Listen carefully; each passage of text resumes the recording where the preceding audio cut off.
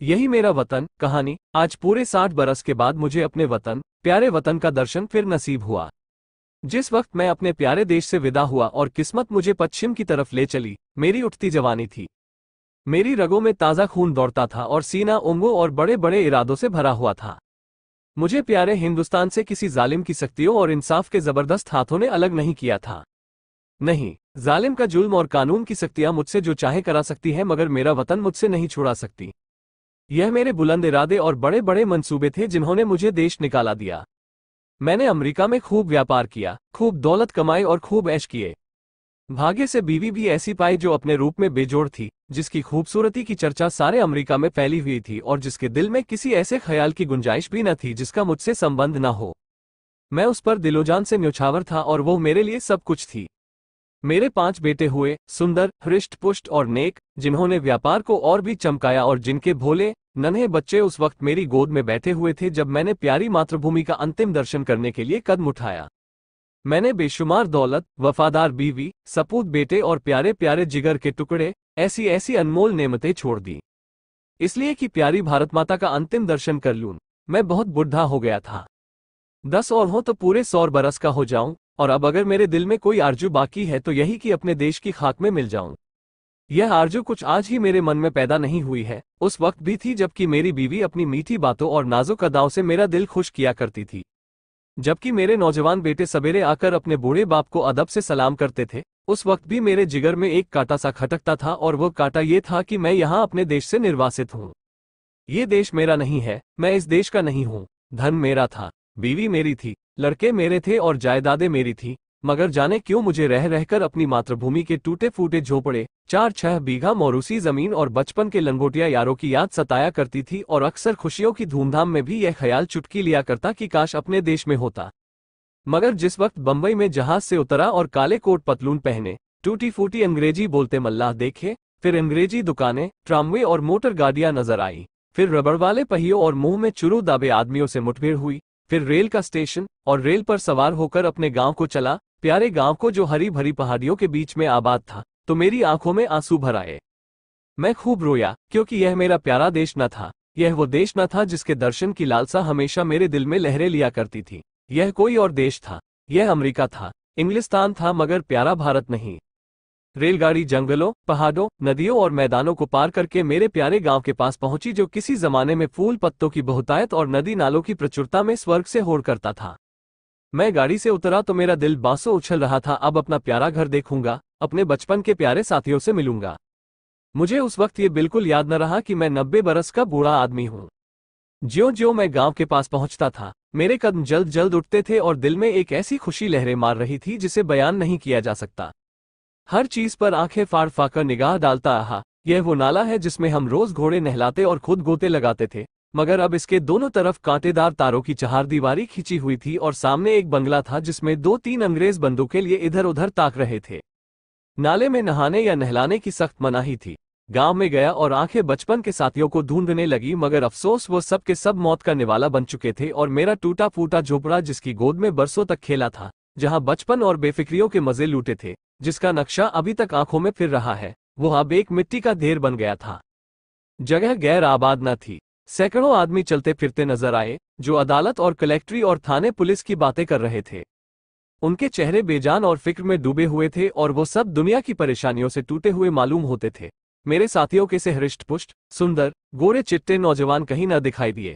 वह अखाड़ा जिसकी मेरे हाथों ने बुनियाद डाली थी, वहां अब एक टूटा फूटा स्कूल था, और उसमें गिनती के बीमार शक्ल सूरत के बच्चे जिनके चेहरों पर भूख लिखी थी, चिथड़े लगाए बैठे ऊब रहे थे। नहीं, यह मेरा देश नहीं है। ये देश देखने के लिए मैं इतनी दूर से नहीं आया। यह कोई और देश है, मेरा प्यारा देश नहीं है। उस बरगद के पेड़ की तरफ दौड़ा जिसकी सुहानी छाया में हमने बचपन के मजे लूटे थे, जो हमारे बचपन का हंडोला और जवानी की आरामगाह था। इस प्यारे बरगद को देखते ही रोना सा आने लगा, और ऐसी हसरत भरी, तड़पाने वाली और दर्दनाक यादें ताज़ी हो गईं कि घंटों जमीन पर बैठकर रोता रहा। यही प्यारा बरगद है जिसकी फुंगियों पर हम चढ़ जाते थे, जिसकी जटाएं हमारा झूला थी, और जिसके फल हमें सारी दुनिया की मिठाइयों से ज्यादा मजेदार और मीठे मालूम होते थे। वो मेरे गले में बाहें डालकर खेलने वाले हमजोली जो कभी रूठते थे, कभी मनाते थे, वो कहाँ गए? आह, मैं बेघरबार मुसाफिर क्या अब अकेला हूँ? क्या मेरा कोई साथी नहीं? इस बरगद के पास अब थाना और पेड़ के नीचे एक कुर्सी पर कोई लाल पगड़ी बांधे बैठा हुआ था। उसके आसपास 10-20 और लाल पगड़ी वाले हाथ बांधे खड़े थे और एक अधनंगा अकाल का मारा आदमी जिस पर अभी अभी चाबुकों की बौछार हुई थी पड़ा सिसक रहा था। मुझे ख्याल आया, यह मेरा प्यारा देश नहीं है, यह कोई और देश है। ये यूरोप है, अमेरिका है, मगर मेरा प्यारा देश नहीं है, हरगिज नहीं। इधर से निराश होकर मैं उस चौपाल की ओर चला जहां शाम को पिताजी गांव के और बड़े बूढ़ों के साथ हुक्का पीते और हंसी दिल लगी करते थे। हम भी उस टाट पर कलाबाजियां खाया करते। कभी कभी वहां पंचायत भी बैठती थी जिसके सरपंच हमेशा पिताजी ही होते थे। इसी चौपाल से लगी हुई एक गौशाला थी जहां गांव भर की गायें रखी जाती थी और हम यहीं बछड़ों के साथ कुलेले किया करते थे। अफसोस, अब इस चौपाल का पता न था। वहां अब गांव के टीका लगाने का स्टेशन और एक डाकखाना था। उन दिनों इसी चौपाल से लगा हुआ एक कोल्हारा था जहां जाड़े के दिनों में ऊख पेरी जाती थी और गुड़ की महक से दिमाग तर हो जाता था।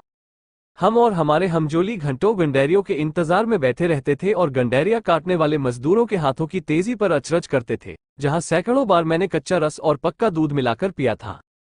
यहाँ आसपास के घरों से औरतें और बच्चे अपने अपने घड़े लेकर आते और उन्हें रस से भरवाकर ले जाते। अफसोस, वो कोल्हू अभी ज्यों के त्यों गड़े हुए हैं, मगर देखो, कोल्हारे की जगह पर अब एक सन लपेटने वाली मशीन है और उसके सामने एक तंबोली और सिगरेट की दुकान है। इन दिल को छलनी करने वाले दृश्यों से दुखी होकर मैंने एक आदमी से, जो सूरत से शरीफ नजर आता था, कहा, बाबा, मैं परदेशी मुसाफिर हूँ, रात भर पड़े रहने के लिए मुझे जगह दे दो। इस आदमी ने मुझे सर से पैर तक घूरकर देखा और बोला, आगे जाओ, यहाँ जगह नहीं है।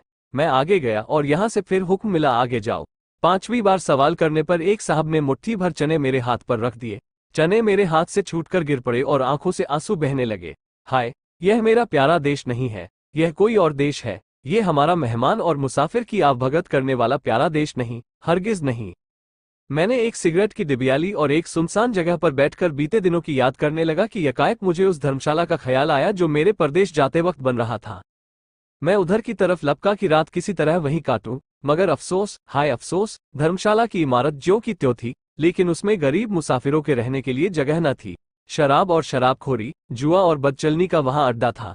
ये हालत देखकर बरबस दिल से एक ठंडी आह निकली। मैं जोर से चीख उठा, नहीं नहीं और 1000 बार नहीं, यह मेरा वतन, मेरा प्यारा देश, मेरा प्यारा भारत नहीं है, यह कोई और देश है। ये यूरोप है, अमेरिका है, मगर भारत हरगिज नहीं। अंधेरी रात थी। गीदड़ और कुत्ते अपने राग अलाप रहे थे। मैं दर्द भरा दिल लिए उसी नाले के किनारे जाकर बैठ गया और सोचने लगा कि अब क्या करूं। क्या फिर अपने प्यारे बच्चों के पास लौट जाऊं और अपनी नामुराद मिट्टी अमेरिका की खाक में मिलाऊं? अब तो मेरा कोई वतन न था। पहले मैं वतन से अलग जरूर था, मगर प्यारे वतन की याद दिल में बनी हुई थी। अब बेवतन हूं, मेरा कोई वतन नहीं। इसी सोच विचार में बहुत देर तक चुपचाप घुटनों में सिर दिए बैठा रहा। रात आंखों ही आंखों में कट गई। घड़ियाल ने 3 बजाए और किसी के गाने की आवाज कानों में आई। दिल ने गुदगुदाया, ये तो वतन का नगमा है, अपने देश का राग है। मैं झट उठ खड़ा हुआ। क्या देखता हूं कि 15-20 औरतें, बूढ़ी, कमजोर, सफेद धोतियां पहने, हाथों में लोटे लिए स्नान को जा रही हैं और गाती जाती हैं। प्रभु, मेरे अवगुण चित न धरो, इस मादक और तड़पा देने वाले राग से मेरे दिल की जो हालत हुई उसका बयान करना मुश्किल है। मैंने अमेरिका की चंचल से चंचल, हंसमुख से हंसमुख सुंदरियों की अलाप सुनी थी और उनकी जबानों से मोहब्बत और प्यार के बोल सुने थे जो मोहक गीतों से भी ज्यादा मीठे थे। मैंने प्यारे बच्चों के अधूरे बोलों और तोतली बानी का आनंद उठाया था। मैंने सुरीली चिड़ियों का चहचहाना सुना था, मगर जो लुत्फ, जो मजा, जो आनंद मुझे गीत में आया वो जिंदगी में कभी और हासिल न हुआ था। मैंने खुद गुनगुनाना शुरू किया। प्रभु, मेरे अवगुण चित न धरो तन में हो रहा था कि फिर मुझे बहुत से आदमियों की बोलचाल सुनाई पड़ी और कुछ लोग हाथों में पीतल के कमंडल लिए शिव शिव, हर हर, गंगे गंगे, नारायण नारायण कहते हुए दिखाई दिए। मेरे दिल ने फिर गुदगुदाया, ये तो मेरे देश प्यारे देश की बातें हैं। मारे खुशी के दिल बाग बाग हो गया। मैं इन आदमियों के साथ हो लिया और 1 2 3 4 5 6 मील पहाड़ी रास्ता पार करने के बाद हम उस नदी के किनारे पहुंचे जिसका नाम पवित्र है, जिसकी लहरों में डुबकी लगाना और जिसकी गोद में मरना हर हिंदू सबसे बड़ा पुण्य समझता है। गंगा मेरे प्यारे गांव से 6-7 मील पर बहती थी और किसी जमाने में सुबह के वक्त घोड़े पर चका गंगा माता के दर्शन को आया करता था। उनके दर्शन की कामना मेरे दिल में हमेशा थी। यहाँ मैंने हजारों आदमियों को इस सर्द, ठिठुरते हुए पानी में डुबकी लगाते देखा।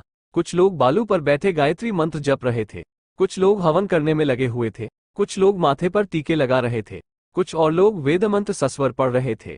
मेरे दिल ने फिर गुदगुदाया और मैं जोर से कह उठा, हाँ हाँ, यही मेरा देश है, यही मेरा प्यारा वतन है, यही मेरा भारत है। और इसी के दर्शन की, इसी की मिट्टी में मिल जाने की आरज़ू मेरे दिल में थी।